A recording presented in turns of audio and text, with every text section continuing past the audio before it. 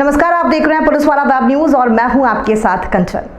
बालाघाट जिले में विकास के क्रम को आगे बढ़ाते हुए बालाघाट विधायक और पिछड़ा वर्ग कल्याण आयोग के अध्यक्ष गौरीशंकर बिसेन ने पतंजलि योग समिति की मांग पर 27 नवंबर को प्रातः 7 बजे मोती तालाब में विधायक निधि की 15 लाख रुपए की लागत से निर्मित पतंजलि योग शेड का उद्घाटन किया।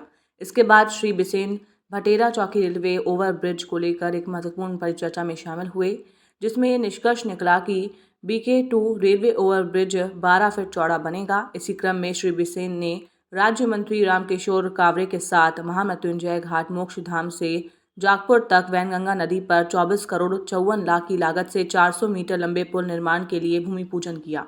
इसके पश्चात उन्होंने वारासिवनी में कृषि उपज मंडी निधि की 4 करोड़ 80 लाख की लागत से निर्मित नूलकरण संचेती कृषि उपज मंडी का लोकार्पण किया। वैनगंगा नदी के जागपुर घाट पुल के भूमि पूजन अवसर पर आयोग अध्यक्ष श्री बिसेन ने कहा कि हमने अपने क्षेत्र की जनता से वादा किया था कि जागपुर घाट पर पुल बनाया जाएगा। हमने अपने इस वादे को पूरा किया है। उन्होंने कहा है कि इस पुल के बन जाने से बालाघाट जिला मुख्यालय से जागपुर से लगे ग्राम छिंदी टोला, दिनी, पुनी और इससे लगे ग्रामों की दूरी कम होगी और समय भी बचेगा और आम जनता को आवागमन की अच्छी सुविधा मिलेगी। नगरपालिका उपाध्यक्ष एवं वार्ड नंबर 33 के पार्षद योगेश बिसेन ने लाखों के विकास कार्यों की स्वीकृति वार्ड 33 को दिलाए जाने पर आयोग अध्यक्ष श्री बिसेन का आभार व्यक्त किया और कहा कि सड़क, नाली सहित अन्य महत्वपूर्ण कार्य प्रगतिरत हैं, जिसके पूर्ण होने पर आयोग अध्यक्ष श्री बिसेन द्वारा इनका उद्घाटन किया जाएगा। नगर पालिका उपाध्यक्ष बालाघाट। अभी आप नगर पालिका में उपाध्यक्ष पद पे हैं। अभी शहर में भी जो विकास की बात करें, हाँ, विकास में अभी क्या देखने को मिला? शहर में विकास की बातों को अगर आप ऐसा देखा जाए तो अभी आपने देखा होगा कि अभी ठीक है, अभी हम लोग को 4 महीने ही बने हुए हैं। उसके बाद अभी हमारे लगभग काम चालू हो गए हैं। हमारे पास शहर में अभी 11.5 करोड़ के काम हैं, जिसमें से आपने एक अभी रोड देखा होगा हमारा रेलवे स्टेशन से लेकर के हनुमान चौक का काम बिल्कुल चालू हो चुका है। वहाँ पे रोड में वहाँ सीमेंट रोड बनना है डिवाइडर वाला, उसका काम चालू है। इसके अलावा हमारे पास वार्ड नंबर 13 बूढ़ी साइड का जो एरिया है, वहाँ पे हमारे पास 3 करोड़ का एक काम है, जिसका सेंक्शन हो चुका है, टेंडर हो चुका है, वो भी मिल गया है। 1.5 करोड़ और 1.5 करोड़ का 2 करोड़ 70 लाख का एक और काम है। उसके अलावा 1.5 करोड़ का, ऐसे लगभग 10.5 करोड़ के काम हमारे पास अभी वर्तमान शहर में बिल्कुल चालू होने के कगार में कुछ काम चालू हो चुके हैं और कुछ हो रहे हैं। इसके अलावा भी और बहुत सारी अन्य सौगातें हैं। इसका श्रेय किसको देना चाहिए? इसका श्रेय तो अब आपको क्या बताया, ये लगभग जितने भी काम हैं, अभी नगर पालिका की स्थिति, माली स्थिति बहुत अच्छी नहीं है। अभी ये हमारे माननीय सम्मानीय विधायक जी गौरीशंकर जी बिसेन, इनके प्रयासों से ही विशेष विधायक निधि के तहत कुछ पैसा लाया गया था 1.5 करोड़ का, जिनका भूमि पूजन हो चुका था वो चुनाव के लगभग दरमियान में। उसके बाद 10.5 करोड़ के जो काम लाए गए थे, उनमें से भी कल अभी हमारा एक भूमि पूजन होना चालू हो गया है। और भूमि पूजन अब तो ऐसा हो रहा है कि भूमि पूजन तब करेंगे जब काम चालू होगा। इस स्थिति में हम लोग के पास है। इसका पूरा का पूरा श्रेय हमारे विधायक गौरीशंकर जी माननीय विधायक जी को जाता है।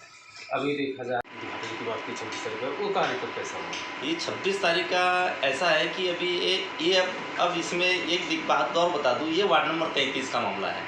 अभी वार्ड नंबर 33 में हमारे पास 2 करोड़ 10 लाख के काम हैं, जिसमें 1 करोड़ 40 लाख 3 किलोमीटर लगभग सीमेंट रोड है, जिनका भूमि पूजन 26 तारीख को हो गया है। रोड का काम अभी चालू है, लेवल पे आने वाला है। जिस दिन लेवल हो जाएगा 26 तारीख तक सब पूरी रोडें लगभग लेवल हो जाएंगी और उनका उसी दिन हमारे आदरणीय गौरीशंकर जी से उनका उद्घाटन करेंगे।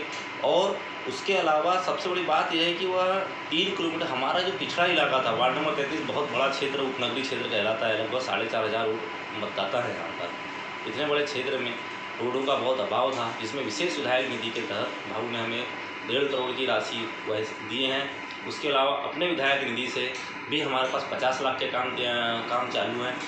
और एक विशेष निधि के तहत एक 40 लाख का काम और है, जो सेन चौक से लेकर के गायत्री तक वह जा रहा है। वो डामर रोड का काम है, जिसकी पहले उसकी चौड़ाई 3 मीटर से भी कम थी।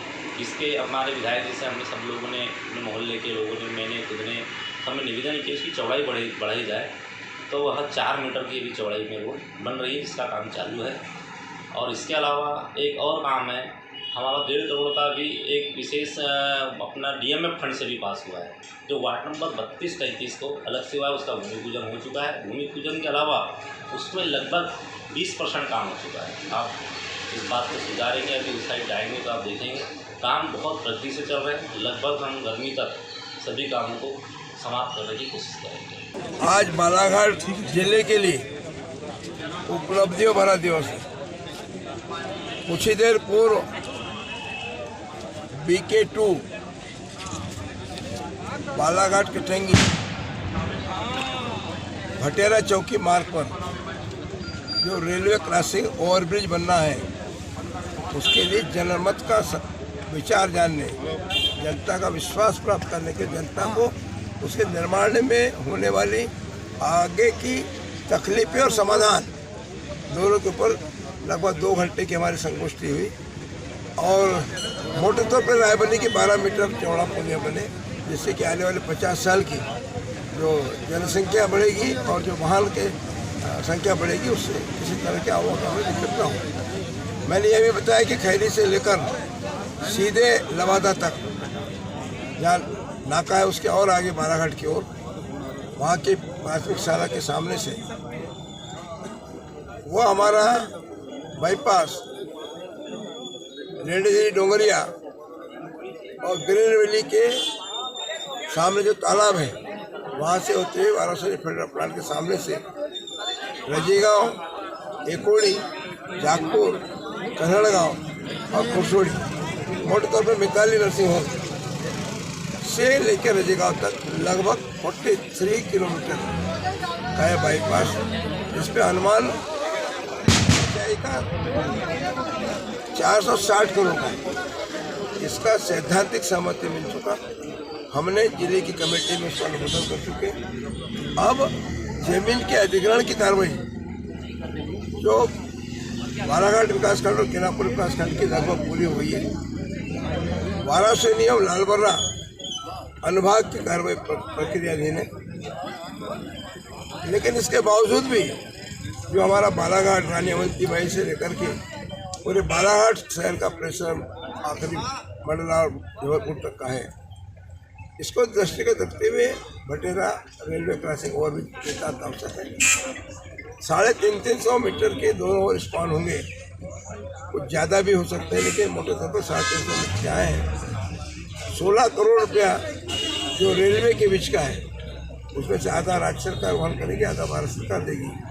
लगभग 60 करोड़ रुपया प्रथम दशा में भूमि अधिग्रहण की कलेक्टर गाइडलाइन से उन्होंने पाया है। गवर्नमेंट ऑफ इंडिया है, भारत सरकार रेल मंत्रालय को देने वाली 8 लाख की राशि को जोड़कर 8 करोड़ राशि को जोड़कर 30 करोड़ को लगना है। इस तरह से 90 करोड़ रुपया राज्य सरकार को उक्त पुलिया के निर्माण पर व्यय होगा। अभी हमने कहा है कि जल्द से जल्द डिमार्केशन करके कितनी चौड़ाई तक मकान को तोड़ना पड़ेगा, उसका पूरा मुझे लगता है 1 सप्ताह के अंदर सारी मार्किंग हो जाएगी। जहाँ हम उपस्थित हैं यहाँ पर हमने अपनी प्रार्थना लेकर के इस समय जिनका दुनिया में नाम है, हिंदुस्तान के कोने कोने में नाम है, पंडित प्रदीप जी मिश्र से हम पिछले 12 तारीख को मिले थे। माननीय रमेश भटेरी जी मेरे साथ थे, लावेश घरडे जी थे, अन्य बहुत से लोग, और हमने उनसे प्रार्थना की कि बालाघाट में एक शिव पुराण के लिए आप समय दें। उन्होंने समय तो दे दिया है, लेकिन तारीख अभी निर्धारण होना बाकी है। वह जब हमें समय मिलेगा तो हम उसको साझा करेंगे।